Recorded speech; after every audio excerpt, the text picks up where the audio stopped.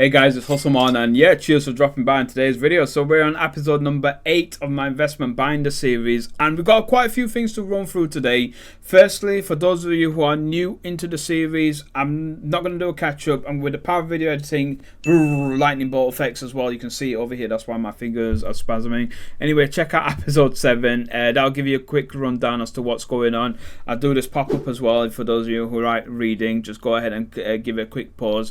But for the rest of us, the show must go on, and as always there's timestamps below as well. Anyway, there has been quite a few updates and changes that's happened as of this month that I need to quickly run through all you guys. Firstly, the collection value has had a slight dip. It's gone down from 345 to 340, and the culprit behind that is the Journey Together Articuno, which is unfortunate. It is one of my favorite cards in this investment binder, but we knew it was going to happen. A lot of people pointed it out as well. I said it as well during the video. I did purchase it quite early on. It's still got a TCG price, unfortunately. So this is one of the things. eBay price is not updated. That's why you can see the dip as well from last month over there. It's dropped by that $5. If you're interested in the UK price, it's honestly around the £20 area. Like, genuinely, look, £20, £21 over here. Yeah, that I purchased it within the first 2-3 days of Journey Together coming out. I knew from previous history as well, you should allow the market to kind of like build up as well, because obviously more people open the sets, more people get the cards, they place it on eBay, they compete with one another, and so forth and so forth, and the price dips as a result of it. That was it. And yeah, I looked at the Galarian Articuno. I did see it going about £40. I'm still confident to say this Articuno will increase to that area, but we're waiting for a couple of years. Luckily enough, we've got this investment binder series for that reason. Plus, we got the story to tell.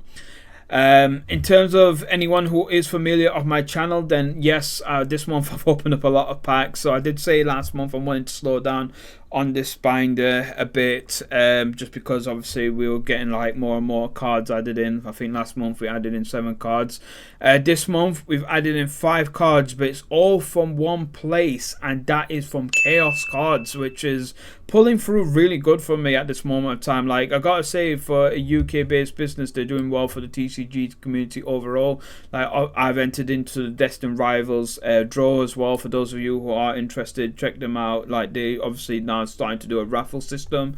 I got a Prismatic Evolution booster bundle not long ago from them for £26-27 as well, which is an absolute fantastic price for me to get hold of that product. But yeah, I got 5 unique and interesting cards. Like, some of you guys who like the kind of, I say, mid-old school era cards, you'll be interested in this episode.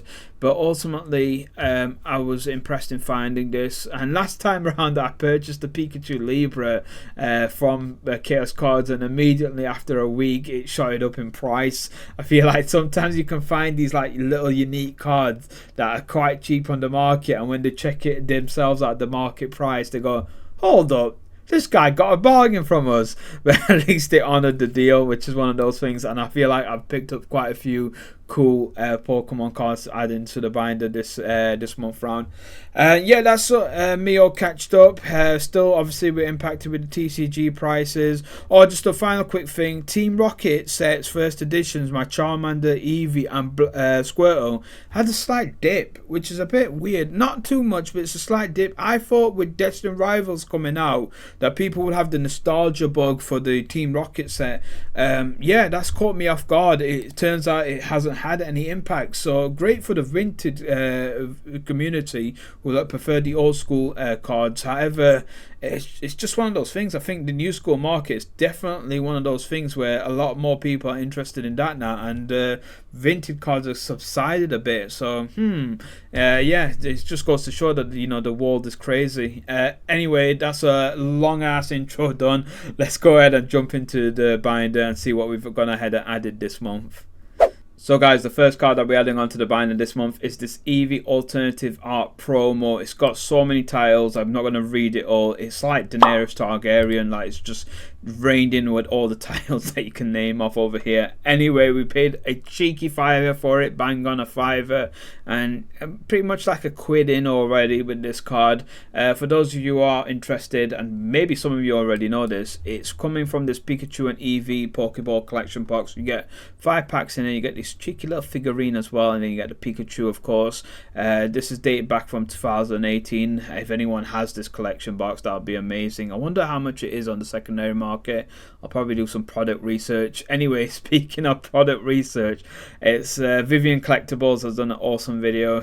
You can watch it for 6 minutes. It does an unboxing, a little plug-in for Vivian. I don't think he needs it, but there you go, it's over there as well. I like to watch unboxing stuff for product research, but ultimately in terms of the artwork on this Eevee, yes, it's really cool. Very bubbly effect. Obviously it's in a like a garden full of flowers, a meadow full of flowers. Either way, it's a very cutesy design over here as well. And then if you want to check out, for those of you who are interested, let's have a look, see if they got the PSA 10 price. Oh, they don't. PSA 9, £24. That's a bargain. I'll have to have a look at that as well later on. But let me know if any of you guys do have that Pokeball collection. I'll be interested to know as well if any of you guys even started to collect in 2018, which will be absolutely amazing, because you guys are known as what, old schoolers now. I think, yeah, we can definitely call someone that has been in the hobby for 7 years old schoolers. Anyway, let's go ahead and dive into the next card.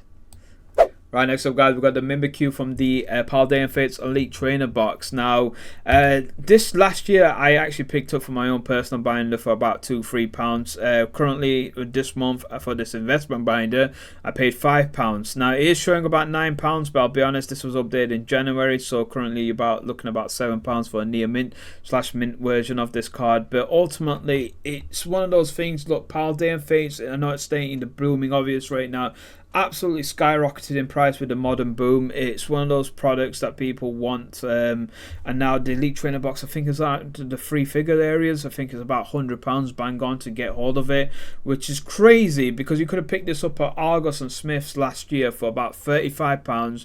People were just voiding it, like they're walking past it, and you know, it just goes to show how crazy the modern boom is. Naturally, when more and more of these cards like tend to flush out the market, like you're gonna get this like a nice little steady incline on Mimikyu, which is already showing, and again for Fiverr, I know it's going to do well, because Paldean Fates, it's not going to get a reprint. They're more going to focus on reprinting Surging Sparks or Prismatic Evolution. Paldean Fates have been there, they painted the picture, done the whole circle. It's just not coming back on the shelves. It's just one of those things, and that's crazy even for me to say this, because like I don't rate as quite a high set. I love the Charizard, I prefer it over the Mimikyu, but well, of course I prefer it over the Mimikyu. I meant to say I prefer it over the Bubble Mew, but ultimately, the Mimikyu promo card I say in the Elite Trainer box is one of them cool ones from the Skull and Fire era, because it's got like an Instagram sun-kissed filter on it. But it's cool to see Mimikyu in that sort of element, with like this whole threading and needle work over here going around in the background. I just think it's like quite artistic in like the look and the nature behind it as well. And like I showed my missus this card, as first thing she said, that's the weirdest Pokemon she's ever seen. And I'm like, well, there you go, Mimikyu's got that title in my household. Anyway, let's go ahead and move on to the next card. Right, next up, guys, we've got the Pikachu from the same promo box as the Eevee from earlier. Of course, we've got Eevee. I had to get Pikachu. I just wanted to put Mimikyu in the middle, because I kind of feel like it looks cooler on the binder to space them two out. But yeah, it was just one of those things. I actually paid a quid cheaper in comparison to Eevee, which is a bit weird. So I got this for £4. So £9 for both them cards, which is cool as well. But something about this Pikachu that stands out. You can see it straight away. It's about a tenner. And yes, that is the price that you're looking at. There's not many on the market. This is a tenner. This is slightly over a tenner over here. That is a heavily played card, so we can avoid that. But the rest of them are graded. Like, genuinely, I cannot find this card. I've scoured about quite a few times on eBay, and there's just nothing around. So is it one of those things that people just don't have many of it because it wasn't a set that people focused on as much, so therefore the card has increased in price? Or people just not really too big of a fan of the artwork on this Pikachu? I gotta say, I love the bubbly look towards it as well. Like I think it does stand out quite well on the binder alongside with the Eevee. But ultimately, it's each to their own. I'm just curious to hear your guys' thoughts behind this Pikachu. Have I found something that you can say is a small little gem, or is it just one of those things that I'm probably overthinking it? Share your thoughts below. Right, next up, guys, we got the Alolan Vulpix over here. Another Sun and Moon Era promo card. This one's coming from these Ultra Prism blister packs over here. So, yeah, a cheeky little £2. Cannot say no. Ultimately, though, about this Alolan Vulpix. Now, you know I'm an OG fan, but I gotta say, the white coating on Vulpix does make it look awesome. And Ninetales is an absolute badass Pokemon as well. Just something about Vulpix. I don't know why it doesn't get endorsed as much. Like, it's a cutesy looking Pokemon. It's pretty much looking like a bit like Eevee, or but ultimately you don't see any merchandises on like Vulpix. You got your Pikachu, your Squirtle, Charmander, Bulbasaur, obviously, and then if you're talking about the cutesy Pokemons, you got Jigglypuff and Eevee taking the throne over there. Hell, even Gengar has much more merchandises than Vulpix. I don't know. I don't know why it never gets endorsed as much. You feel like, you know, the market, how it favors with merchandisers, that Vulpix will get much more favorable attention, but it doesn't. So again, it makes it cool because I can get this card for a cheeky little £2. So I cannot say no to adding it onto the binder. But ultimately, I feel like it works really well with the current theme that I got ongoing in this little section of the binder as well. And finally, guys, to round things off over here, you see what I did over here, round things off. Anyway, let's go ahead. We've got the Electrode Black Star promo from the Black and White era. Yeah, I wanted to look into the Black and White era a bit more because obviously we got Black Bolt and White Flare coming out later this year, which is going to be an absolute amazing closure to the Scarlet and Violet era. But I have to say, this card stood out to me straight away. I've never seen it beforehand, but I love the design work on it. Like, you got that cool little badge in there, like the yellow and blue like tinted banner, which for me it reminisces, you know, like the Egyptian look, that golden and the blue effects that you see over there. And then finally, it's one of them cards that I say looks so much better in person. Like, the background's like some visual computerization look on there, but then the electric sparks that's coming out of Electrode, it freaking stands out. And I gotta say, the face as well. For those of you who see my text messages, then you know I overuse emojis, and Electrode is the original OG emoji. I don't care what that you say, like, oh, I made a rhyme over there as well. Anyway, £4, absolute amazing price for a card at this old as well. Like, I'm just shocked. And there's plenty that you can actually still find on eBay for around this price, although we obviously not seen an update since in terms of the UK market since January. Again, obviously we're still waiting for Pokécard values to take into its effect when it updates. But in terms of the American market, damn, like, what is going on over there on the world of TCG Player? And that's last obviously gone around May as well. So yeah, I may have stumbled into a bit of a treasure chest over here. But again, this is one of those things, you let me know in the comment section below what you think about this Electrode. But that's it. That's all the collection added on this month. We got these 5 cool looking cards. Let's go ahead and round things up and see where we're at now. Right, guys, that's me all done and dusted today. So yeah, we spent a total of a massive £20.